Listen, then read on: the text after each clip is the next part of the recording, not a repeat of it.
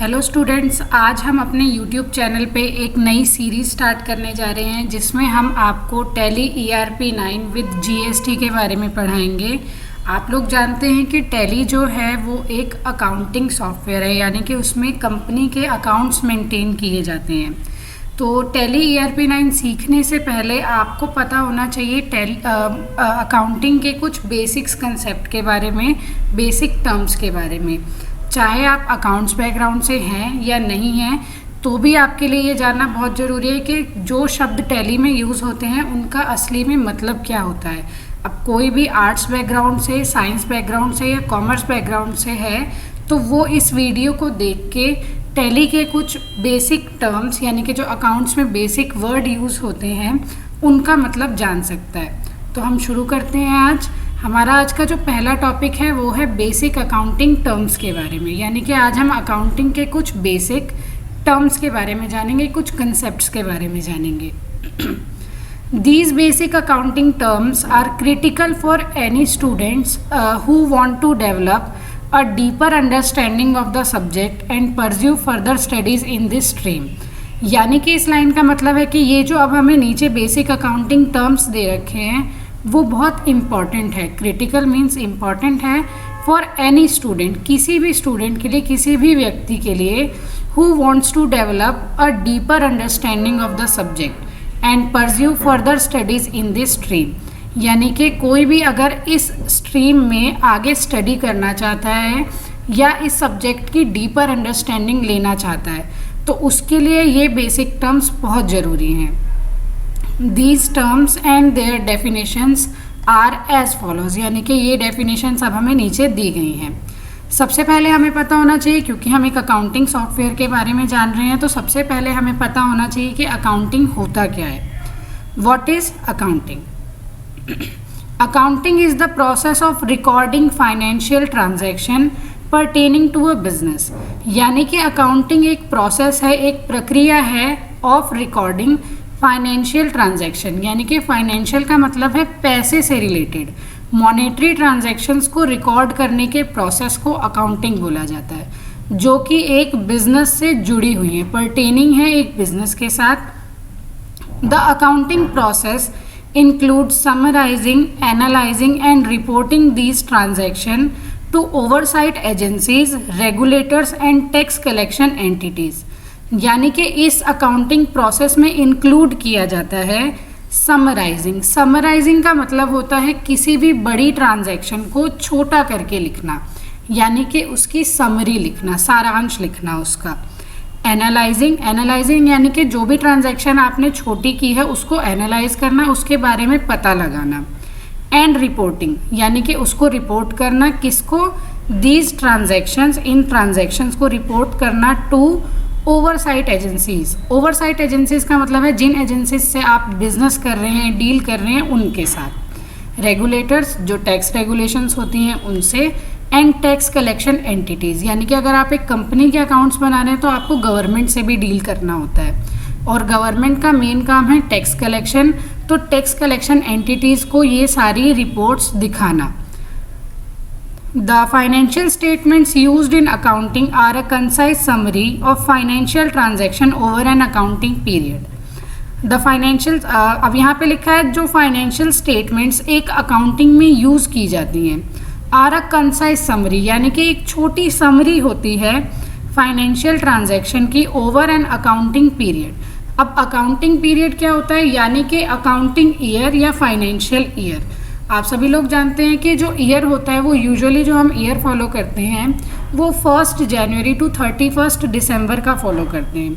लेकिन आप लोग जानते होंगे जो गवर्नमेंट है या कोई भी फाइनेंशियल एंटिटी है तो वो ईयर फॉलो करते हैं फाइनेंशियल ईयर का, जिसमें 1 अप्रैल से स्टार्ट करके उसको 31 मार्च को एंड किया जाता है। आपको याद होगा जब आप स्कूल में पढ़ते थे या अभी भी अगर आप स्कूल में पढ़ रहे हैं तो आपकी जो नई क्लास शुरू होती थी वो 1 अप्रैल से स्टार्ट होती थी और 31 मार्च को आपकी जो क्लास चल रही होती थी वो एंड हो जाती थी, यानी कि एग्ज़ाम्स के बाद उसका रिजल्ट आ जाता था।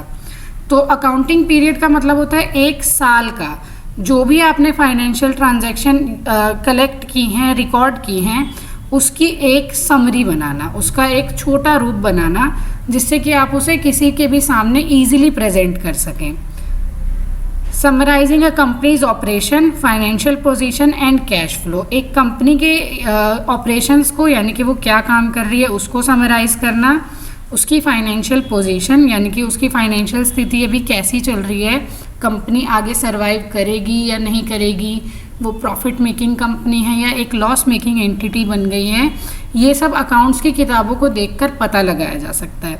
और उसके कैश फ्लो, कैश फ्लो का मतलब होता है यानी कि आपकी कंपनी में कैश आ रहा है या जा रहा है, यानी कि कैश इनफ्लो एंड आउटफ्लो।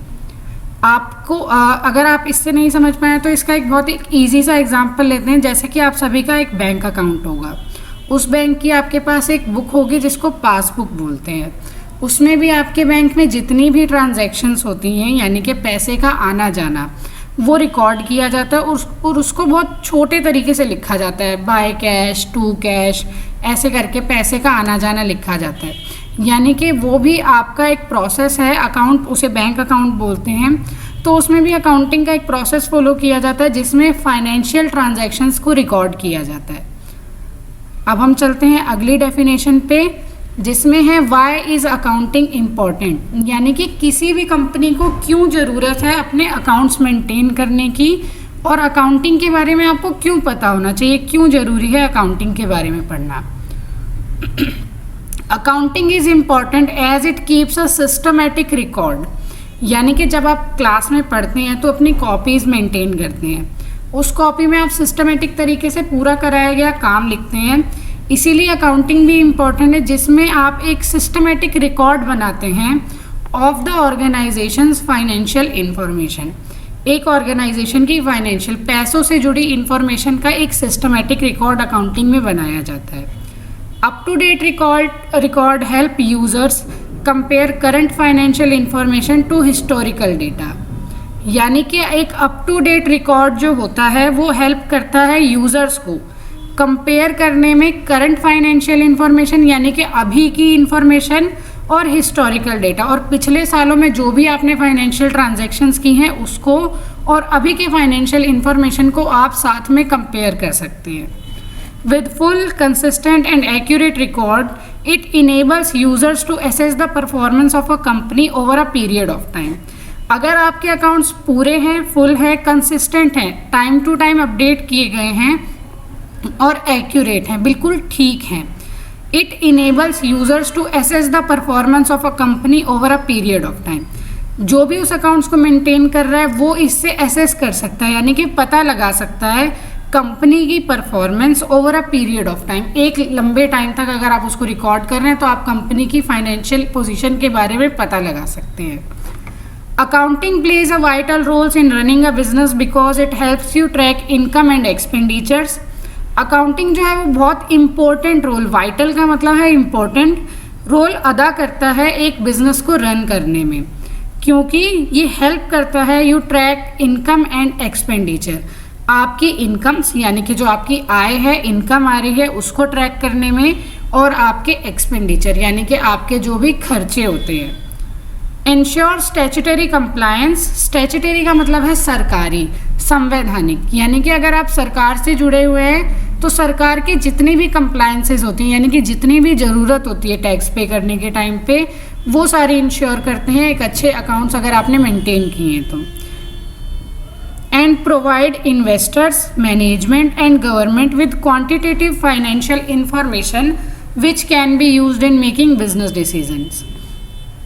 और ये प्रोवाइड करता है आपके इन्वेस्टर्स को, यानी कि अगर आपने एक कंपनी खोल रखी है और आपको मार्केट से पैसे कलेक्ट करने हैं बिजनेस चलाने के लिए, अपनी कैपिटल इन्वेस्ट करने के लिए, तो आपको इन्वेस्टर्स के सामने अपने अकाउंट्स पेश करने पड़ेंगे कि आपकी कंपनी प्रॉफिट में है या लॉस में है, ये दिखाने के लिए। मैनेजमेंट, अगर आप डायरेक्टरशिप को दिखाना चाहते हैं तो उसके लिए भी अकाउंट्स काम आ सकते हैं। एंड गवर्नमेंट, और गवर्नमेंट को तो आपको दिखाना ही पड़ेगा क्योंकि हर साल कंपनियों का ऑडिट किया जाता है जिसमें देखा जाता है कि कंपनी ठीक से लीगल तरीके से काम कर रही है या नहीं, और टैक्स टाइम टू टाइम पे होता है या नहीं। With quantitative financial information which can be used in making business decisions. अच्छे अकाउंट्स हेल्प कर सकते हैं आपको बिजनेस डिसीजन लेने में। आप अच्छे अकाउंट से पता लगा सकते हो जो अच्छे से अप टू डेट मेंटेन किए गए हैं कि कब एक कंपनी को पैसे की ज़रूरत है और कब कंपनी प्रॉफिट कर रही है, कब लॉस कर रही है, ये एक अकाउंट से पता लगाया जा सकता है। अभी तक तो जो हमने पढ़ा उसमें हमने पढ़ा कि अकाउंटिंग कंपनी के लिए क्यों ज़रूरी है। अब हम ये पढ़ते हैं कि why is it important to know about accounting, यानी कि अकाउंटिंग के बारे में जानना क्यों ज़रूरी है आपको यानी कि अकाउंटिंग की एजुकेशन ज़रूरी क्यों है। Accounting education increases your practical and business maths, यानी कि अकाउंटिंग एजुकेशन जो है वो इंक्रीज करता है, बढ़ाता है आपका प्रैक्टिकल एंड बिजनेस मैथ, आपका एक प्रैक्टिकल मैथ जो आप आए दिन में यूज़ करते हैं और बिजनेस मैथ्स को इंक्रीज करता है। Because calculating of profit margin, यानी कि प्रॉफिट मार्जिन का कैलकुलेशन करना, calculation of cost of goods, यानी कि अब हम इसको समझते हैं, मान लीजिए आप एक सामान बना रहे हैं जिसकी कीमत 100 रुपये है। अगर आपको एक आइटम बनाने में 80 रुपीज़ की कॉस्ट आती है और 20 रुपीज़ आपका प्रॉफिट है, तो आपका प्रॉफिट मार्जिन हुआ 20% और आपका कॉस्ट ऑफ गुड्स हुआ 80 रुपीज़। और आपने जब उनको बेचा तो आप उसको कितने में बेचोगे, आप उस पर अपना प्रॉफिट मार्जिन और भी ऐड कर सकते हो। अगर कोई एडिशनल एक्सपेंस होगा तो वो भी उसमें ऐड किया जाएगा। Calculation of balance of different accounts, अलग अलग अकाउंट्स का बैलेंस क्रिएट करना। कैलकुलेशन ऑफ डिफरेंट रेशियोज निकाले जाते हैं, कैपिटल कितना है, कैश कितना है कंपनी में, उसके लिए। Surely increase the calculation ability of any general person, अगर आप ये सब कैलकुलेट करते हैं तो ये इंक्रीज कर सकता है आपकी कैलकुलेशन एबिलिटी को। You can use your money with effective way, अगर हम जानते हैं कि कहाँ पे हमें प्रॉफिट हो रहा है, कहाँ लॉस हो रहा है, तो हम अपने पैसे को अच्छे तरीके से इस्तेमाल करते हैं, वेस्ट नहीं करते उसको। Because you know that what accounts tell you about a current position of your business. आपके अकाउंट्स, अगर आप अकाउंट्स देखेंगे किसी भी कंपनी के, अपनी कंपनी के, तो वो बिज़नेस आपको पता लग जाएगा उन अकाउंट्स को देख के कि वो बिज़नेस में आप किस पोजीशन पे हैं, अभी आपकी करंट पोजीशन बता देगा वो। And how can you change this position with other solution tools of accounting, और कैसे उस पोजीशन को चेंज किया जा सकता है, यानी कि अगर आप लॉस में हैं तो कैसे उसको एक प्रॉफिट मेकिंग कंपनी बनाया जा सकता है, ये आप अकाउंटिंग एजुकेशन से पता लगा सकते हैं अकाउंटिंग के कुछ सॉल्यूशन टूल्स का यूज़ करके। ये अभी हमने पढ़ा कि अकाउंटिंग क्या होता है, अकाउंटिंग क्यों ज़रूरी है किसी भी कंपनी के लिए, और अकाउंटिंग के बारे में जानना आपके लिए या किसी भी जनरल पर्सन के लिए अकाउंटिंग के बारे में जानना क्यों ज़रूरी है। अब हम बात करेंगे टाइप्स ऑफ अकाउंटिंग। अब हम अकाउंटिंग के बारे में पढ़ रहे हैं तो हमें पता होना चाहिए कि अकाउंटिंग कितने तरह की होती है। अलग अलग कंपनीज, अलग अलग ऑर्गेनाइजेशंस अलग अलग तरह की अकाउंटिंग का यूज़ करते हैं। जैसे कि हमारे पास सबसे पहले है फाइनेंशियल अकाउंटिंग। नॉर्मली आप जानते होंगे कि बिज़नेस अलग अलग तरह के होते हैं, कंपनीज होती हैं, LLP होता है, पार्टनरशिप फर्म्स होती हैं। तो फाइनेंशियल अकाउंटिंग जो है वो मोस्टली पार्टनरशिप फर्म्स में यूज़ की जाती है। फिर आता है हमारे लिए कॉस्ट एंड मैनेजमेंट अकाउंटिंग। आप जानते होंगे एक CMA का कोर्स होता है जिसमें कॉस्ट एंड मैनेजमेंट अकाउंटेंट बोलते हैं जिसको, वो सिखाया जाता है। कॉस्ट एंड मैनेजमेंट का मतलब होता है जहाँ पे फैक्ट्रीज होती हैं या प्लांट्स होते हैं, वहाँ पे सामान का कॉस्ट निकालना होता है आपको और उसको मैनेज करना होता है, तो वहाँ पे कॉस्ट एंड मैनेजमेंट अकाउंटिंग की ज़रूरत पड़ती है। फिर आता है ऑडिटिंग। मैंने आपको बताया कि सरकार हर साल में एक बार ऑडिट करवाती है कंपनीज़ का, जिससे कि उसमें पता लगता है कि कंपनी लीगल तरीके से काम कर रही है या नहीं, तो ऑडिटिंग उसी की पढ़ाई होती है। फिर आता है टैक्स अकाउंटिंग। टैक्स में इनकम टैक्स है, GST है हमारे पास, उसकी अकाउंटिंग करने के लिए आपको टैक्स अकाउंटिंग पढ़नी पड़ती है। Accounting for non profit organisations, NGOs। आप NGOs के बारे में जानते होंगे। उन ऑर्गेनाइजेशंस के अकाउंट्स अलग तरीके से मेंटेन किए जाते हैं क्योंकि ये प्रॉफिट मेकिंग ऑर्गेनाइजेशंस नहीं होती हैं, तो इसमें प्रॉफिट का कैलकुलेशन नहीं किया जाता है। फिर है बजटरी अकाउंटिंग। आप जानते हैं अभी यूनियन बजट के बारे में और फाइनेंशियल बजट्स बनाए जाते हैं, तो उसके लिए आपको बजटरी अकाउंटिंग पढ़ना पड़ता है। फिर आता है कॉरपोरेट अकाउंटिंग। कंपनीज़ का अकाउंट जो होता है, यहाँ पे आप कंपनीज़ के अकाउंट मेंटेन करना सीखते हो। और लास्ट में है हमारा गवर्नमेंटल अकाउंटिंग, यानी कि गवर्नमेंट से डील करने के लिए गवर्नमेंट की क्या शर्तें हैं, क्या कंप्लाइंसेस हैं, क्या कंडीशंस हैं और किन कंडीशंस पे कंपनीज को काम करना पड़ता है। अलग अलग बिजनेस अलग अलग आइटम्स को मैन्युफैक्चर करते हैं और हर अलग आइटम के लिए अलग अलग रेगुलेशंस होती हैं गवर्नमेंट की।